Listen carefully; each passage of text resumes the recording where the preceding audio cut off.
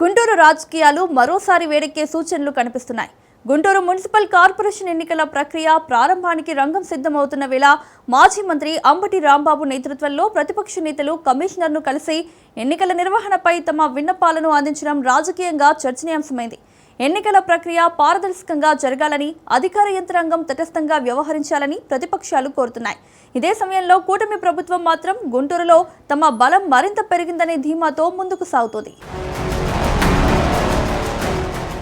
Guntur corporation ఎన్నికల ప్రక్రియ ప్రారంభమవుతున్న వేళ రాజకీయ వాతావరణం వేడెక్కుతోంది. అధికార కూటమి ఒకవైపు, విపక్ష వైసీపీ మరోవైపు వ్యూహాత్మకంగా అడుగులు వేస్తున్నాయి. దీంతో గుంటూరు కార్పొరేషన్ ఎన్నికల వేడి రోజురోజుకి పెరుగుతోంది. అధికార కూటమి, ప్రతిపక్ష వైసీపీ మధ్య రాజకీయ పోరు మరింత ఉత్కంఠభరితంగా మారుతోంది. ఈసారి గుంటూరు కార్పొరేషన్ ఎన్నికలు కేవలం స్థానిక సంస్థల ఎన్నికలుగానే కాకుండా రాష్ట్ర రాజకీయాలకు దిశానిర్దేశం చేసే సెమీ ఫైనల్స్గా మారే అవకాశం కనబడుతోంది. ఇప్పటికే మాజీ మంత్రి అంబటి రాంబాబు గుంటూరు కార్పొరేషన్ కమిషనర్ను కలిసి ఓటరు జాబితా సవరణలు, వార్డు పునర్విభజనలు, అధికార యంత్రాంగం వ్యవహారశైలిపై అభ్యంతరాలు వ్యక్తం చేసినట్లు రాజకీయ వర్గాల్లో చర్చ జరుగుతోంది. గత స్థానిక ఎన్నికల్లో అధికార దుర్వినియోగం జరిగిందని ఆరోపించిన వైసీపీ ఈసారి ప్రతి ప్రక్రియను నిశితంగా గమనిస్తామని సంకేతాలిస్తోంది. వైసీపీ వ్యూహం స్పష్టంగా స్థానిక సమస్యలపైనే కేంద్రీకృతమైందని తెలుస్తోంది. గుంటూరు నగరంలో పెరిగిన ఆస్తి పనులు, డ్రైనేజీ సమస్యలు, దెబ్బతిన్న రోడ్లు, తాగునీటి ఇబ్బందులు, ట్రాఫిక్ సమస్యలు, ముఖ్యంగా అరండల్పేట బ్రిడ్జి నిర్మాణం కారణంగా ప్రజలు ఎదుర్కొంటున్న ఇబ్బందులను ఎన్నికల ప్రధాన ఎజెండాగా మలచాలని వైసీపీ భావిస్తున్నట్లు సమాచారం. ప్రజా సమస్యలను పక్కనబెట్టి రాజకీయ కక్ష సాధింపులే జరుగుతున్నాయనే నినాదంతో ప్రజల్లోకి వెళ్లే ప్రయత్నం చేస్తోంది. మరోవైపు అధికార కూటమి మాత్రం పూర్తి ధీమాతో కనిపిస్తోంది. గత అసెంబ్లీ ఎన్నికల్లో వచ్చిన ఫలితాలు తమకు అనుకూల సంకేతాలని తెలుగుదేశం పార్టీ, జనసేన, బీజేపీ వర్గాలు భావిస్తున్నాయి.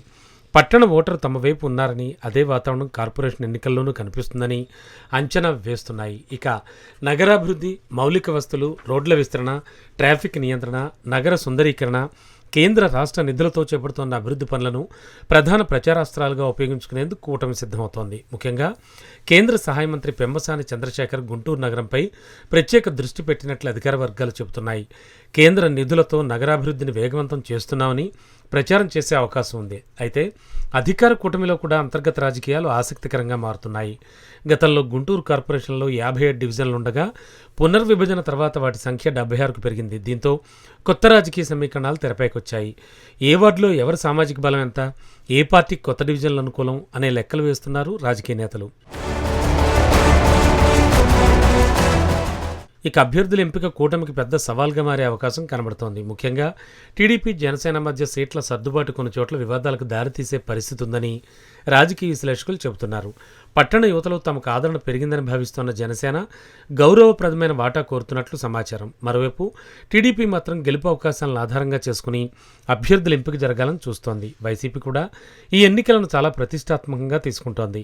అసెంబ్లీ ఎన్నికల ఫలితాల తర్వాత తమ బలం తగ్గలేదని నిరూపించుకోవాలని చూస్తోంది. ముఖ్యంగా పట్టణ ప్రాంతాల్లో ప్రభుత్వ వ్యతిరేకత పెరుగుతోందని భావిస్తోన్న ఆ పార్టీ స్థానిక అసంతృప్తిని ఓట్లుగా మార్చుకునేందుకు దూకుడు పెంచుతోంది. అంబటి రాంబాబు వంటి సీనియర్ నేతలను రంగంలోకి దించి కూటమిపై దాడి మరింత ముమ్మరం చేసే అవకాశం ఉంది.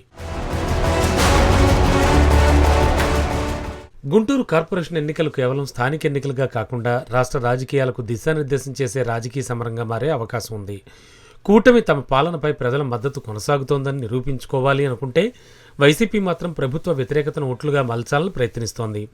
అయితే జనసేన, టీడీపీ సీట్ల సర్దుబాటు ఎలాంటి ప్రభావం చూపుతుంది, వైసీపీ స్థానిక అసంతృప్తిని ఎంతవరకు క్యాష్ చేసుకుంటుంది అన్న ప్రశ్నలతో గుంటూరు రాజకీయాలు రానున్న రోజుల్లో మరింత వేడెక్కనున్నాయి. రాజకీయంగా చూస్తే ఎన్నికలు అన్ని పార్టీలకు కీలక పరీక్షగా మారనున్నాయి. కూటమి గెలిస్తే తమ పాలనకు ప్రజల మద్దతు కొనసాగుతుందని చెప్పుకునే అవకాశం ఉంటుంది.